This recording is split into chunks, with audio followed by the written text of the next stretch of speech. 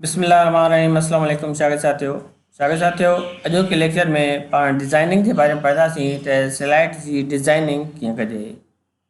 अचो त पाण सबक शुरू कयूं था। पावर पॉइंट में ही डिज़ाइनिंग मेन्यू आहे। पाण जॾहिं डिज़ाइन ते क्लिक कंदासीं असांजे साम्हूं मुख़्तलिफ़ डिज़ाइन्स ओपन थी वेंदियूं। पाण हितां का बि डिज़ाइन खणंदासीं जंहिं डिज़ाइन तहत असां पंहिंजो स्लाइड ठाहिणु चाहियूं उहा डिज़ाइन स्लाइड खे ॾींदासीं।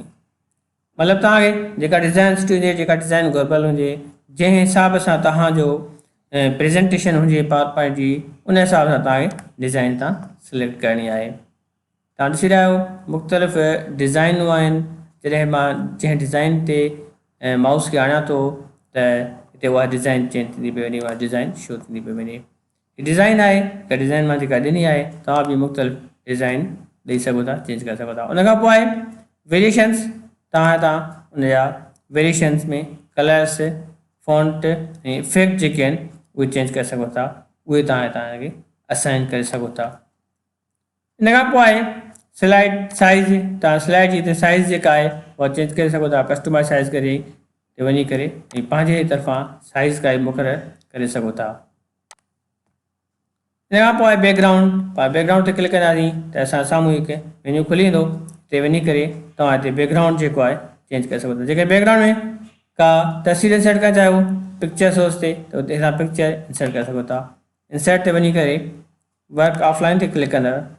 जेके तव्हां ऑफलाइन खणणु चाहियो, जेके तव्हां ऑनलाइन खणणु चाहियो त पोइ ऑनलाइन बि खणी सघो था।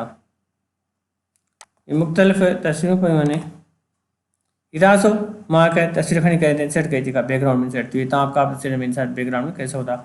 स्लाइड फ्लो ते तव्हांजी तस्वीर वग़ैरह जेका हूंदी आहे ख़तमु थी वेंदी। उन खां पोइ पैटर्न फिल आहे। तव्हां हितां मुख़्तलिफ़ पैटर्न आहिनि जेके तव्हां कोई पैटर्न फिल करणु चाहियो उहो तव्हां हितां पैटर्न में फिल करे सघो था। उनजो कलर हितां तव्हां चेंज करे सघो था। पैटर्न जो जेका करणु चाहियो बैकग्राउंड खे हितां बि फिल करे सघो था मुख़्तलिफ़ कलर सां। इन करे अप्लाई टू ऑल कंदा सभिनी शीटुनि ते अप्लाई थी वेंदी रहे। हिकु ई शीट ते अप्लाई थी पाण ते ॿी शीट पे एड करे सघूं था। हीअ मां ॾिसो ॿी शीट आहे हिते एड कई त ॿी शीट ते इहे बैकग्राउंड जो जेको इफेक्ट हुयो उहो अप्लाई न थियो, पर सिर्फ़ु पहिरीं शीट ते अप्लाई थियो। जेकॾहिं मां अप्लाई टू ऑल कंदुमि त इहो सभिनी शीटुनि ते अप्लाई थी वेंदो। जेको पहिरीं शीट ते मां सभु खां पहिरियां ते अप्लाई कयांसि, ठीकु आहे। हाणे अप्लाई टू ऑल कंदुसि तव्हां ॾिसो ॿिनी शीटुनि ते इहो साॻियो ई बैकग्राउंड इफेक्ट अप्लाई थी चुको आहे। छा करे थियो इहा डिज़ाइनिंग ऐं बैकग्राउंड। अॻिते मिलंदासीं नए वीडियो सां गॾु।